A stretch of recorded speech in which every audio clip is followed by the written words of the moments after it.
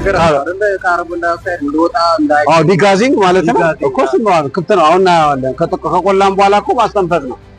ለ4 ሰዓት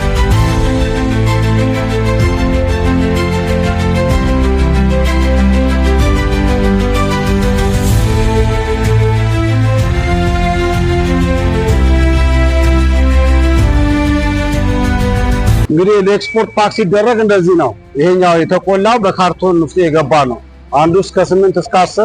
እንደየአይነቱ በዚህ የዱርና የኛው በሚለው መካከል የአሉሚኒየም ከሆነ ፉድ ፕሪዘርቪንግ ይሄ ሼልፍ ላይፉ ዲዩሬሽኑ ይረዝማል በዚህ ሁለት ግሬድ ነው ማለት ነው yes ፉድ ግሬድ ናቸው yes ምክንያቱም ፉድ ግሬድ ካልሆነማ ያሸገውን ነገር አፌክት ያደርጋል ሰፕላየሩ ራሱ ፉድ ግሬድ ፓኬጂንግ ብሎ የሚሸጠው